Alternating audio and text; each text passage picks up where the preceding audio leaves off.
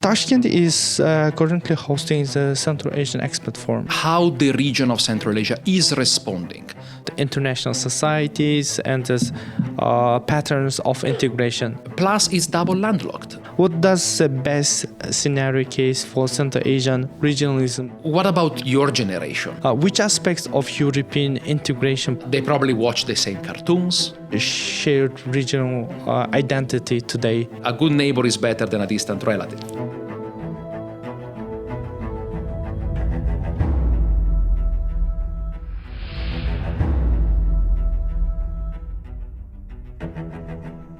Hello everyone, welcome back to CPR Talk. Today we are diving deep into the dynamics of Central Asian regionalism with someone who knows the field inside and out, Dr. Costa Buranelli. So Dr. Buranelli is lecturer at the School of International Relations at the University of St. Andrews, and his expertise spans Euro-Asia, Central Asia, and the theory of international relations. Dr. Buranelli earned his master's degree from the prestigious London School of Economics and Political Science and his PhD from King's College London.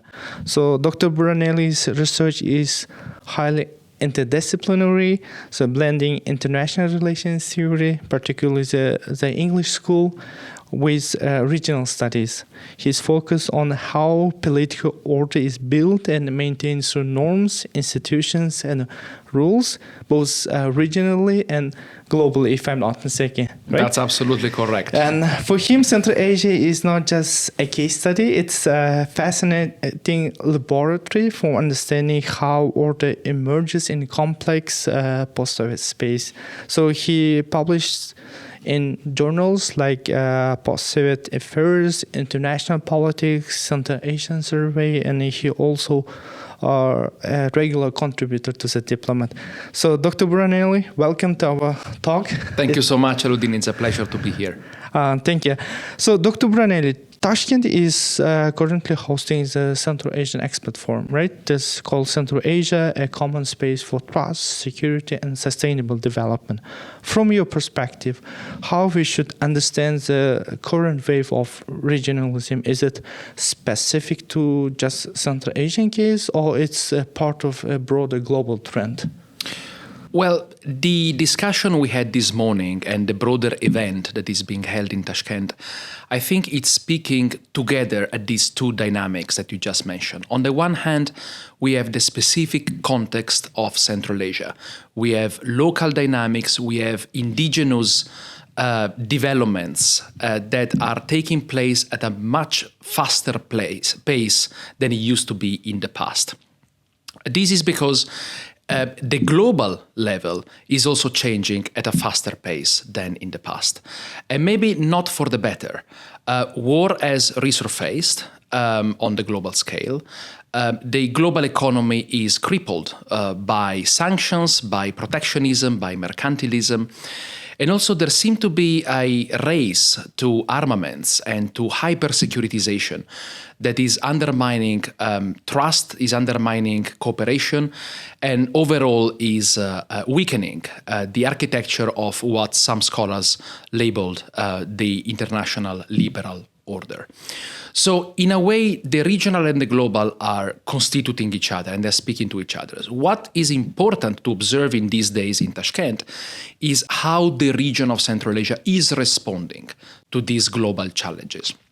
And I think that if you look at the last 6-7 years that basically passed in the region, you see that cooperation, dialogue, openness, trust building have only increased. There hasn't been an instance of a major setback. And when a setback was plausible or possible or looming at the horizon, immediately solutions to overcome it were proposed and political will prevailed.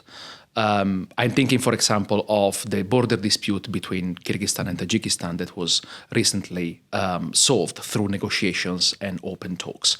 So in a way, I'm not really a fan of isolating Central Asia from the global. I think it's important to study the region in light of the macro context. Okay, the recent cooperative spirit that we are observing in Central Asia is correlated to the deteriorating situation at the global level.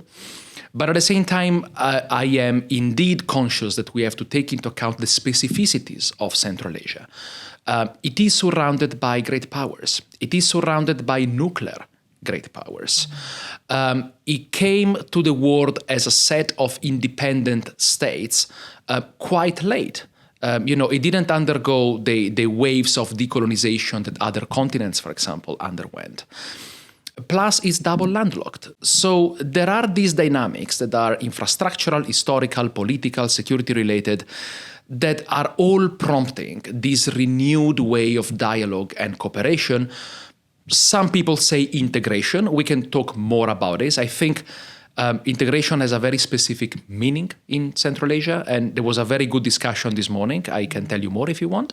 But nonetheless, all this that is happening is also, not exclusively, but also a direct response to global developments in the macro neighborhood and throughout the world. Okay, that's fascinating framing. You touched both on international and internal drivers. So maybe let's talk about more about this. You said about integration, that your discussions that you have in this morning. Do you think this regionalism is mostly shaped by political will, or to a certain extent, as a scholar of IR, I would like to get your perspective, or it's also shaped by structural factors such as trade, or I don't know, maybe security, or maybe infrastructure needs? I think structural elements are definitely there. I mentioned before access to markets. I mentioned before security. I mentioned before the need to navigate the turbulence deriving from the global level, right? But structural elements do not mean much if they're not filtered by political actors, okay? And in Central Asia, I think it is fair to say, political actors are first and foremost the presidents. It is a fairly hierarchical ecology. It is a region where the power is concentrated in the hands of very specific individuals. And I think it's fair to say that the input for dialogue, for openness, for the political will that you mentioned very aptly, all this comes from the presidents. At the same time, what we are observing recently is that this political will that comes from the president is trickling down to other sectors of government and society. Differently from the past, for example, and you know that I have done research in the archives and I studied the 1990s, right? Differently from the past, we have many more diverse sets of actors involved.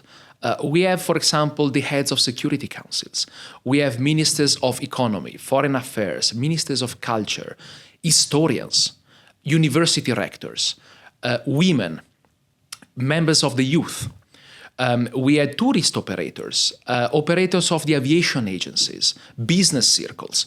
So it is a form of integration that is vertical from the presidents down, but also horizontal across different sectors of society in different states.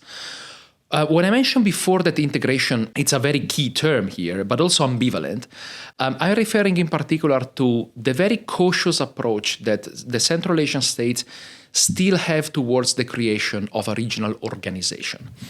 There were rumors and discussions in the past few months and couple of years that maybe times were mature to recreate, because let's not forget that there were 3 regional organizations, the Central Asian Union, the Central Asian Economic Cooperation Community, and the Central Asian Cooperation Organization.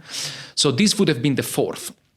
But behind closed doors and in discussions at the highest political level, I think there is still some sort of caution in formalizing this format of the consultative meetings that, in fairness, is working quite well. It is flexible, it is open, it is agile.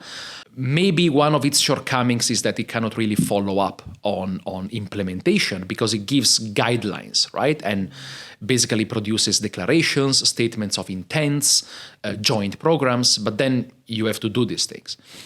But at the same time, I'm thinking, for example, of Turkmenistan, right? Turkmenistan has a very clear policy of neutrality, and creating an organization may cause some friction with this position. So my sense is that for the time being, I call it in my research jelly form of cooperation, right? It's not liquid, but it's not solid.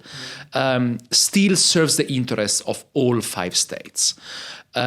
Integration is on the menu, let's say, is on the table, but it's meant as creating common projects in specific fields, aligning on specific norms and values at the international level. It's basically adopting common positions in international organizations and in international forums whenever the interests of Central Asian states are touched upon. So this is what locally at the moment it's meant by integration, on top of developing infrastructures, economy and the like.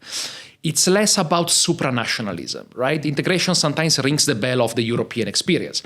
That's not exactly what is being observed here, at least for the time being. No. Okay, wonderful.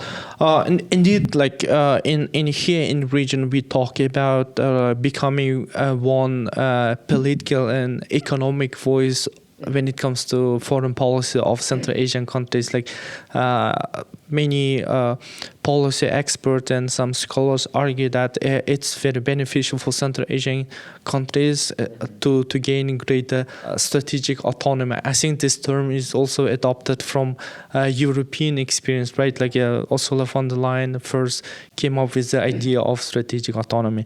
So let's move on to integration again.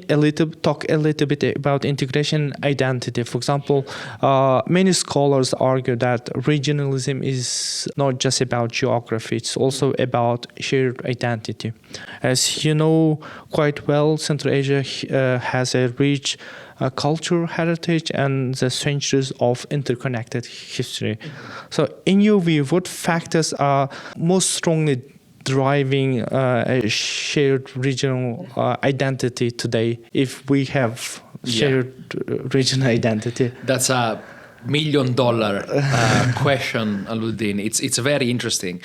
I'll try to be brief, but being too brief would be an injustice to the question. Okay, so I'll try to unpack a few things. First of all, I would like to define identity as a process.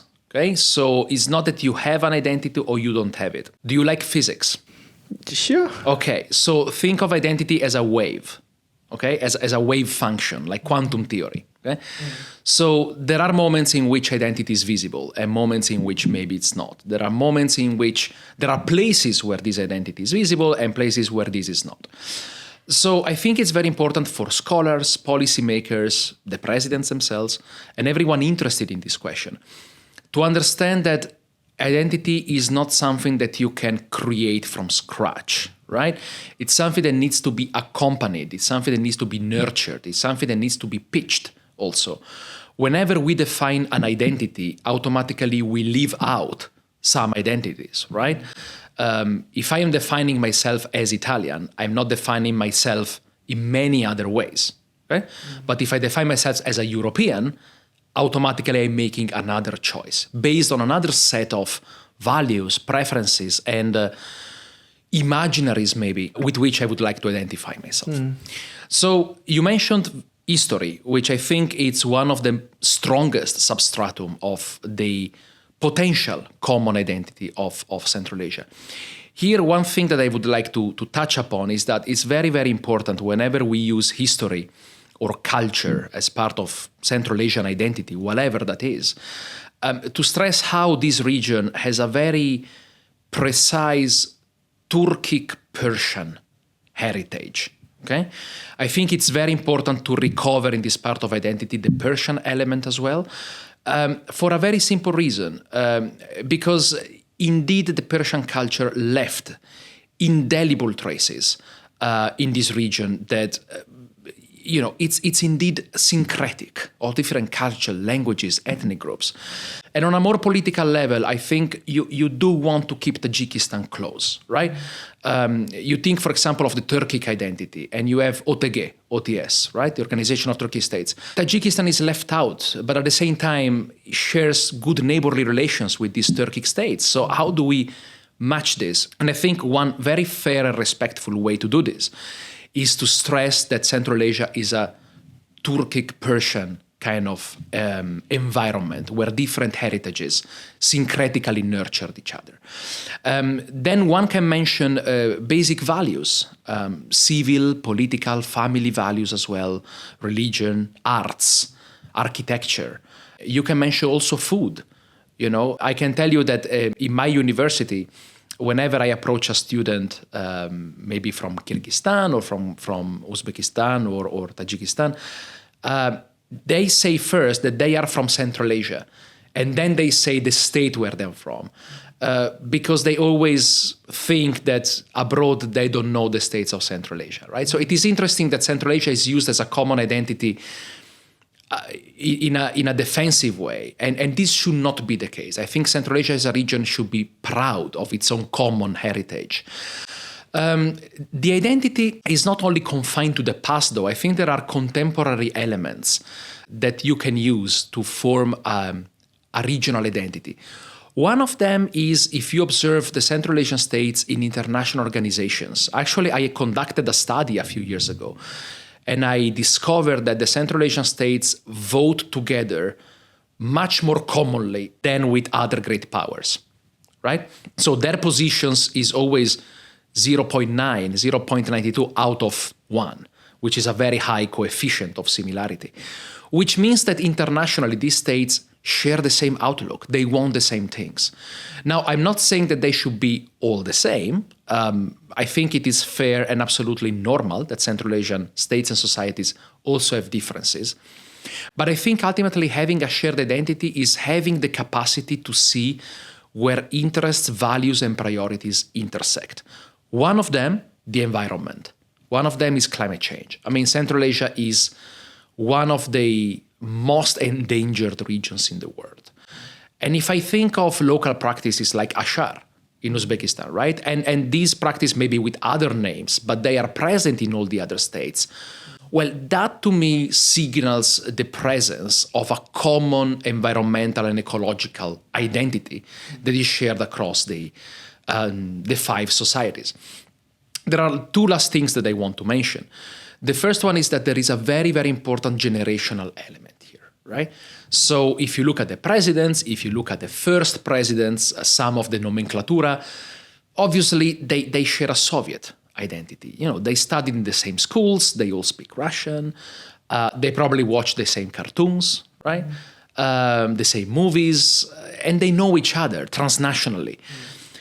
But what about your generation? What about the generation of, children that are far more versed in national languages and they have a much broader outlook to the world? So Central Asian societies need to nurture a new form of identity that is authentically rooted in the present and not in nostalgia of some past political practices.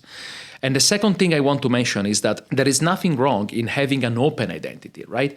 If you seclude the region, only the 5 states and that's it, and nobody else is Central Asia, well, transnationally, at the level of humans, you lose some very, very important connections with Afghanistan, with Xinjiang, with Iran, with Azerbaijan, that somehow speak to a much broader, I think in the past it was called Marvanar, right? This area that of transit ultimately and cooperation where borders were not existing and people were identifying themselves with the family or the place where they came from, Al-Bukhari. Right? Yes. So it's a very tricky question, but I think it's important because having a sense of common identity will sustain the trajectory to peace, sustainable development, and good neighborliness that I think everyone or most of all people want. in Central Asia. Yeah, thank you for your response. You covered also my follow-up questions. Yeah, that's wonderful. Unintendedly. So that's great. So again, let's talk a little bit about this identity. Sure. Can I just interrupt you? Just to give you sure. a gem that I found in the archives Yeah, in Tashkent. I was in Yakasaray district at the Nationalny Archiv, and I found a folder containing the script of the celebration of Nowruz in 1990 or 1991, I don't remember. And the meeting was attended by the 5 heads of cultural departments or theater unions in Central Asia, the Turkmen, the Tajik, the Kyrgyz, the Kazakh, and the Uzbek. And it was the Nowruz festival, sponsored by the Uzbek government. There were probably around 30 pages of discussion whether to invite Azerbaijan to the festival. And to me, that was beautiful from the viewpoint of research, because it was exactly a proof of identity boundary making, right? Do we include them? Do we don't include them? And it was very interesting to see the reasons for including them, for not including them. So identities are inherently political. They're based on choice. And this is why I go back to quantum theory. They fluctuate, right? They expand, they contract. But it was good to see that in the archives as a proof that these things actually happen. Based on your recent discovery, what do you think, from your perspective, how much of this shared identity is top-down, promoted mostly by government, and how much is bottom-up? Here, for example, in our center, we also talk about regional cooperation, but we mostly try to come up with bottom-up approaches rather than top-down. I mean, as with many things in politics and sociology, the answer is both. So I think it is undisputable that there is a sense of organic togetherness in Central Asia. I'll give you 2 examples. First of all, I saw recently that the numbers of tourism and the number of Central Asian students moving around the region is increasing. And that's a sign to me that there is more and more willingness to discover how the neighbors live and to discover elements of commonalities that have been severed for too long with these very iron borders, right? That for many years were maintained by Central Asian republics. Remember that, families were cut in two by the borders, right? Especially in some parts in the Fergana Valley, for example. But also, I remember how during the Olympics, every time a Central Asian nation won a medal, there were on social media videos from users from other Central Asian nations celebrating the success of. So there is this sense of organic, spontaneous. I find very difficult that somebody, intimated people, celebrate when Tajikistan wins a bronze medal, right? That I refuse to believe that.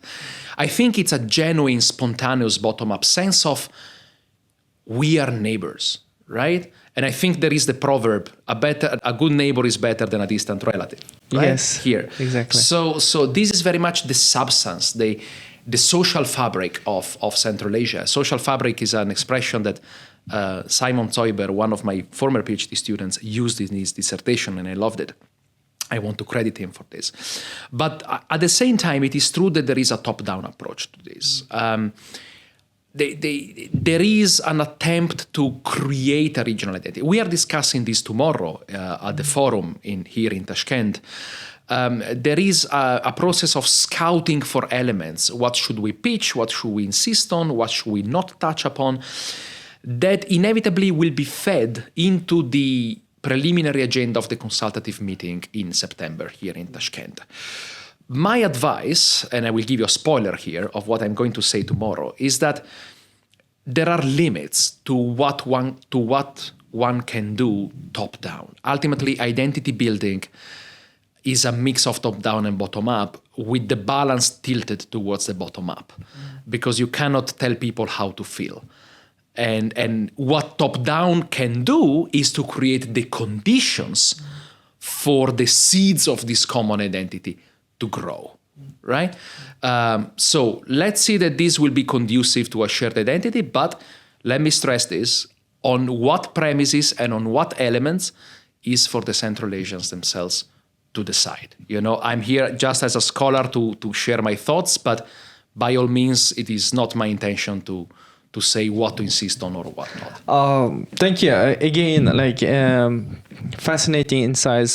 So let's take a bit macro vision and analyze Central Asia in a bigger context. So you've written extensively about international societies and this patterns of integration. Given your expertise on models like European model, right? ASEAN model and this Nordic Council.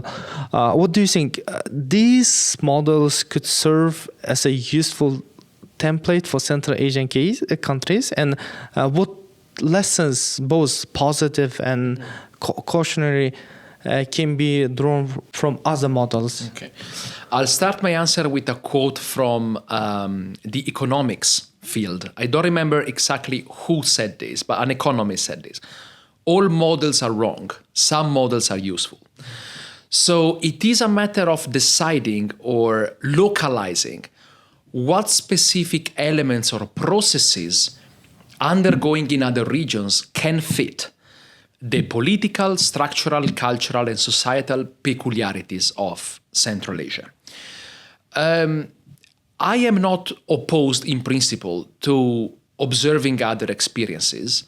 I think, for example, that Europe has very good experience back in the days, actually, on sharing resources.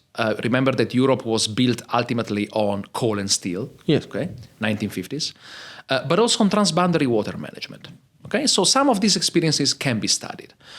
ASEAN can be studied in terms of how, so far, has managed interference from great powers. Okay? The African Union can be studied on how to balance between a pan-regional identity and national idiosyncrasies, right? Let's remember that there are 55 or 57, if I'm not mistaken, states in Africa. So to call it a region is already an overstretch. And the same dynamic can be observed in Latin America. So there are things that can be studied. But I do hope that one day we'll reach the point when it is Central Asia that can show to other regions how to do some things. Okay? The recent resolution of the border between Kyrgyzstan and Tajikistan, in my opinion, speaks more favorably to diplomacy than what happened between Thailand and Cambodia recently, despite the existence of ASEAN. Okay?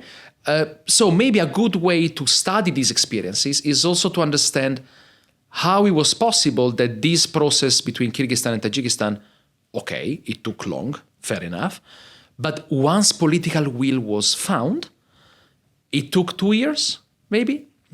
So what are these differences? How is it possible that Central Asia has solved all border conflicts autonomously? And ASEAN, that has been there since 1967 with the Bangkok Treaty, still has border conflicts lingering, right? The experience of the nuclear weapon-free zone, okay? Central Asia can share its experience when it comes to this management of nuclear issues with other regions in the world. Somehow, again, the neighborhood of Central Asia is not the most peaceful one, okay? You have India and Pakistan, you have the Caucasus, okay, maybe we are close to a peace. You have Russia, Ukraine, you have also some skirmishes between China and India, so it's not really an island of peace. And yet Central Asia remains, if you accept the label post-colonial, we can have a whole debate on that, but the only post-colonial region in the world that hasn't had interstate conflict. Sure, there was the civil war in Tajikistan, several skirmishes and conflicts between the borders, but if you think of full-fledged wars and armies engaged, that was avoided. Now the question is how and why. Okay? Some people have researched on authoritarian peace building, so the role of the strong man and the strong president in doing this. There may be other sociological factors. border communities and the like. But all this to say that models can be studied, absolutely. And the experiences, you mentioned the Nordic countries. I don't know much about the Nordic countries, but we will have a session on this tomorrow, and it sounds promising. But I would encourage Central Asia to take fully ownership of its own process of region making, so that in the future it can display also some of its achievements for the benefit of other regions. And let me finish by saying that this will have to come, on a clear understanding of the ordering elements of Central Asia. So what are the fundamentals that all Central Asian states and societies have to agree on to live together? And second, on the principle of open regionalism. The states and politicians of Central Asia are way too smart to understand that if you close the region is going to choke itself. You need to open to markets, to infrastructure, to investors, to support. And this doesn't come at the expense of regional identity. It may support underlying processes of definition of Central Asia on the map.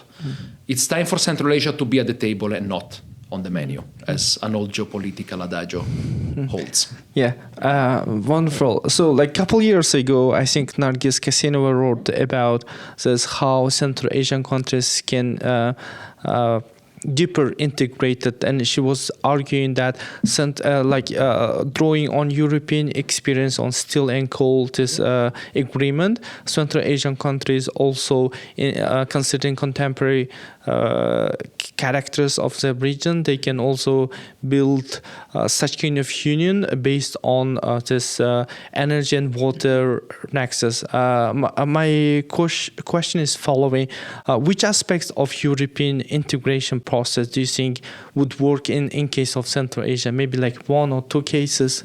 Well, sharing specific resources can be a starting point. We should also at the same time not forget that the European Union, which was the European Community back then, was created in very specific historical circumstances. There was the Marshall Plan, there was the American umbrella, there was the Cold War. So we don't have these in Central Asia, right?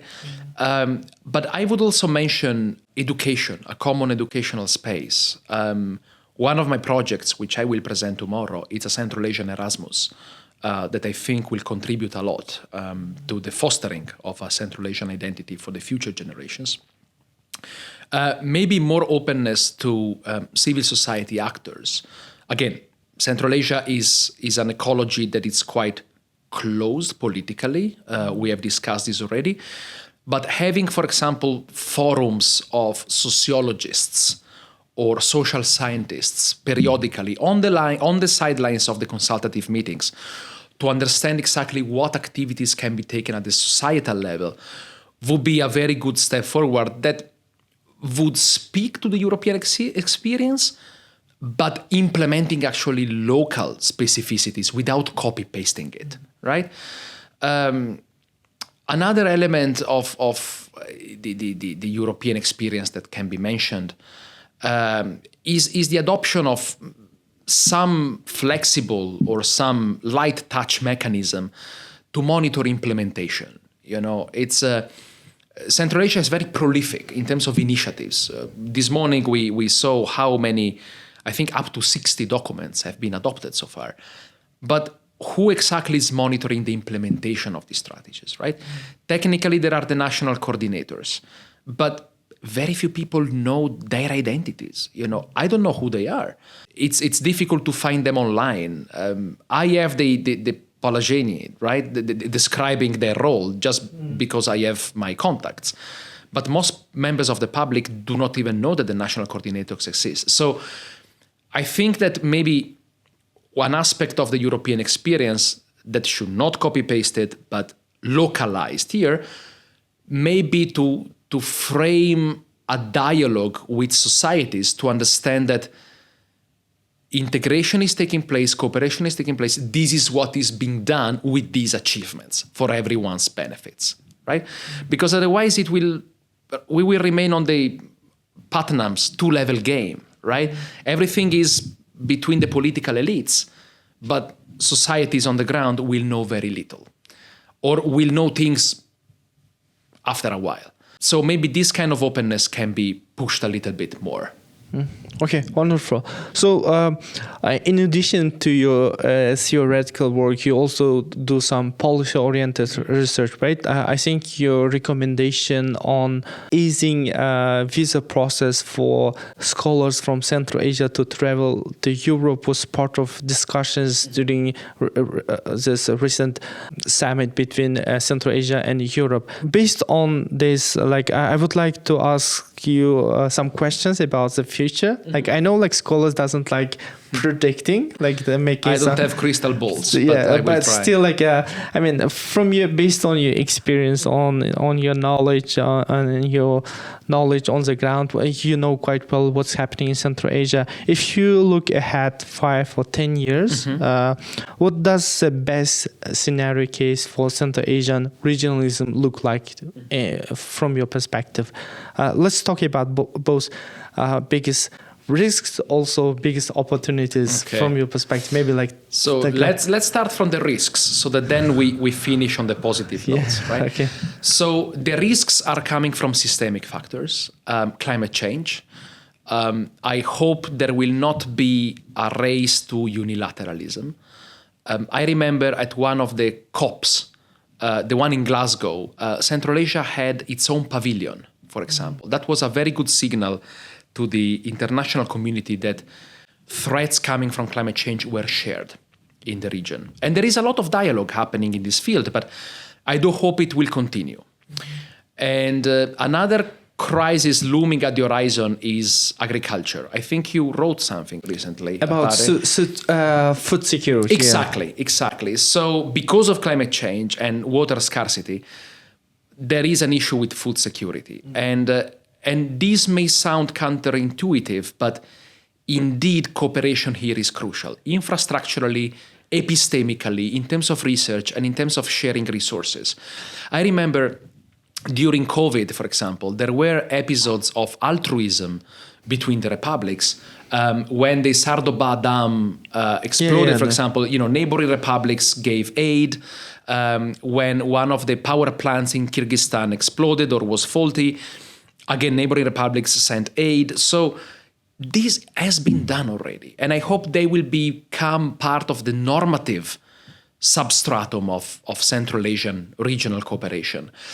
Another risk comes from security. Now, I don't know the closed-door discussions. I know that Afghanistan is a tricky topic. Central Asian states, in some way or another, all engage Afghanistan. But I also know that there are differences in positions, as it is natural.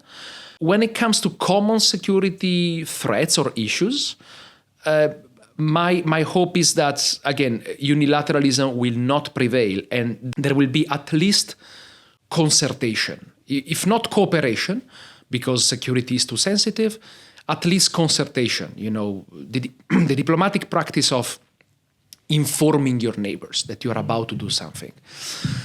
And the other risk is that maybe, there is a return to isolationism, although, that I don't know what factors may trigger that, but I do think that now we are on a positive course of multilateralism.